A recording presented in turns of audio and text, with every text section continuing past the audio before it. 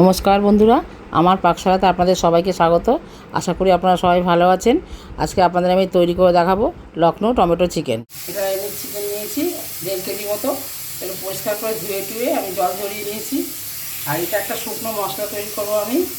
এই জন্য এখানে আমি 7-8টা শুকনো লঙ্কা নিয়েছি, ছোটো এলাচ, বড়ো এলাচ একটা, আর লবঙ্গ, দারচিনি, একটুখানি জয়িত্রী নিয়েছি, আর 2 চামচ সাদা তেল, 2 চামচ পোস্ত।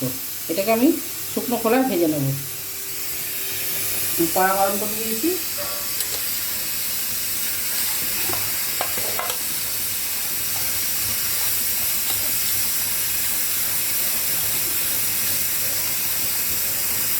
কড়াটা গরম হয়ে গেছে, এর মধ্যে আমি তেল দিচ্ছি।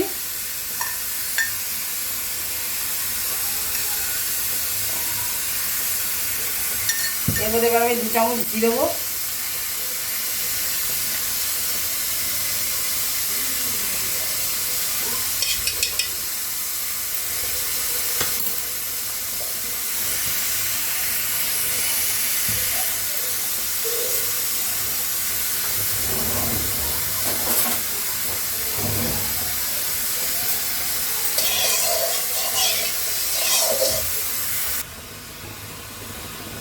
হ্যাঁ, আমার তেলটা ঘিটা গরম হয়ে গেছে। এর মধ্যে আমি 3টে তেজপাতা দিয়ে দিলাম, আর একটুখানি এই যে 2টো দারচিনি আর 1-2টো লবঙ্গ দিলাম।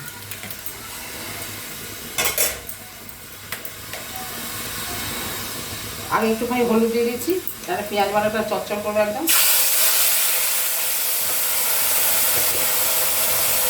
আগে একটু হলুদ দিয়ে দিই, কারণ একদম স্কিপ করে না, নাহলে স্কিপে একদম ভর্তি হয়ে যাবে।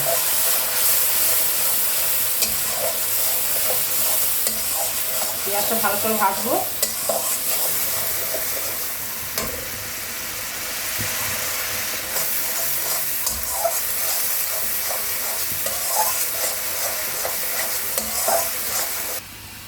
আমার একটা জিনিস ভুল হয়ে গেছিলো, আমি পেঁয়াজটা ভাজতে ভুলে গেছিলাম। পেঁয়াজটা ভাজা হয়ে গেলে তারপর পেঁয়াজ বাটাটা দিতে হবে। ওই জন্য আমি একটা অন্য কড়া নিয়েছি। কড়া নিয়ে যে আমি পেঁয়াজটা ভেজে নিচ্ছি, এর মধ্যে ভেজে নিই, তারপর ওর সঙ্গে মিশিয়ে দেবো। আপনারা প্রথমে তেল গরম হলে আগে পেঁয়াজটা ভেজে নেবেন, তারপর পেঁয়াজ বাটাটা দেবেন। আমার একদম ভুল হয়ে গেছিলো।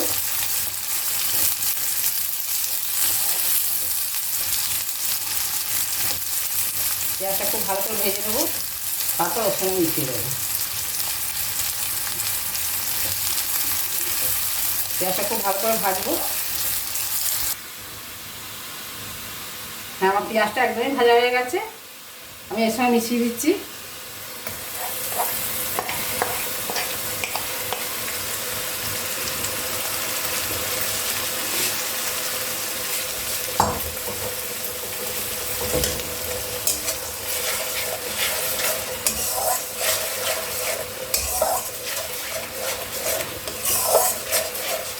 এবারে এর মধ্যে আদা রসুন মেশাবো।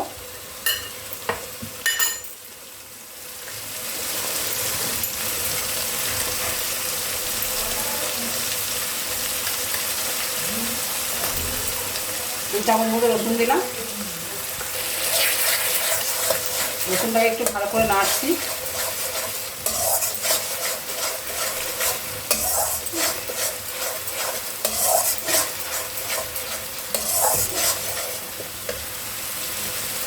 এবার এতে আদা বাটা মেশাবো।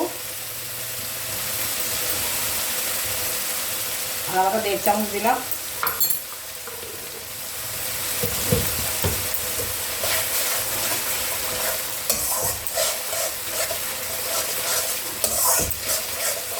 দুটোকে খুব ভালো করে ভাজবো।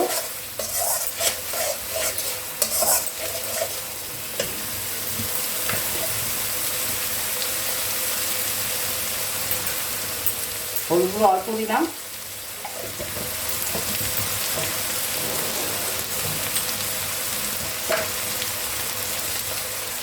কালারের জন্য 2-4টে দানা দিলাম চিনি।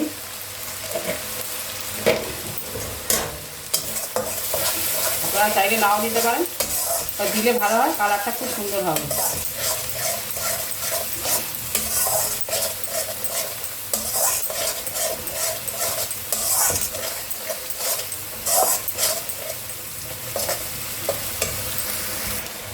আমি 2টো টমেটোকে না 5 মিনিট মতো 7 মিনিট মতো সিদ্ধ করেছি, সিদ্ধ করে খোলা ছাড়িয়ে রেখে দিয়েছি।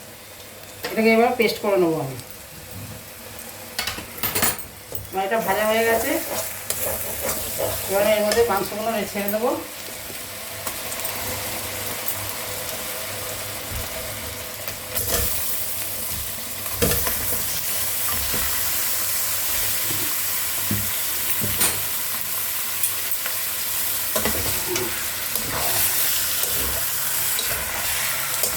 মাংসগুলো দিয়ে খুব ভালো করে কষবো।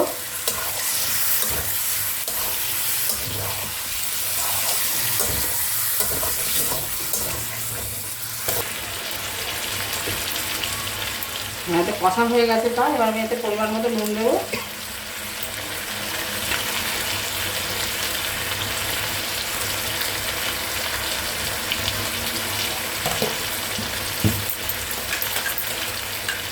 গ্যাসের ফ্লেমটা একটু কমাবো, কমিয়ে তারপর দইটা দেবো।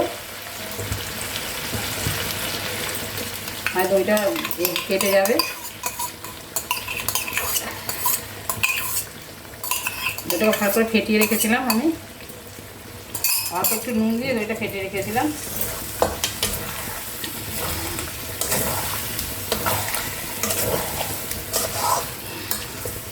কষতে কষতেই তা সিদ্ধ হয়ে যাবে।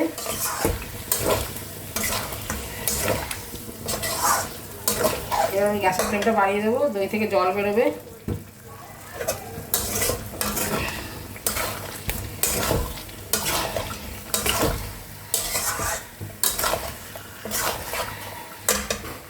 তেজপাতাগুলো তুলে ফেলে দিচ্ছি।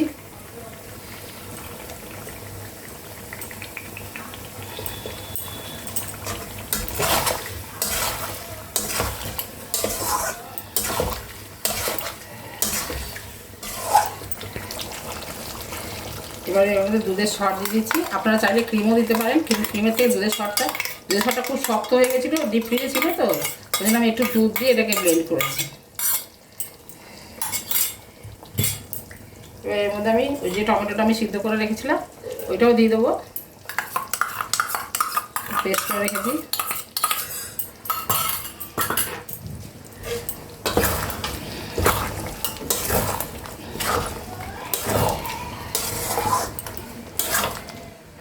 এটাকে এবার আমি আস্তে আস্তে বাজে বাজে নেড়ে দেবো। এবার ঢাকা দিয়ে দেবো আমি। বেশি জল দিতে লাগবে না, এটা যখন শুকিয়ে যাবে প্রায় সিদ্ধই হয়ে যাবে, ওই 1-1.5 কাপ মতো জল দিতে হবে। দেখি কি পরিস্থিতি দাঁড়ায়। আমার ভালো করে কষা হয়ে গেছে, মাংসটা প্রায় সিদ্ধ হয়ে গেছে। আমি অল্প একটু গরম জল দেবো এর মধ্যে। আপনারা গরম জল দেবেন, ঠান্ডা জল দেবেন না, খুব কম দেবো। দিয়ে ঢাকা দিয়ে দেবো।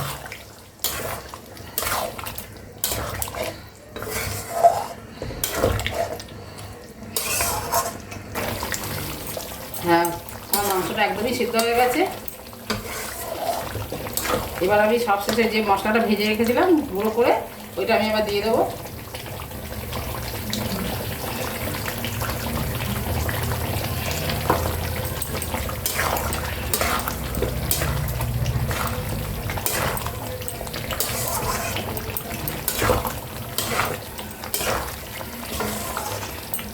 রান্নাটা একদমই কমপ্লিট হয়ে গেছে, আপনাদের পরিবেশন করে দেখাচ্ছি।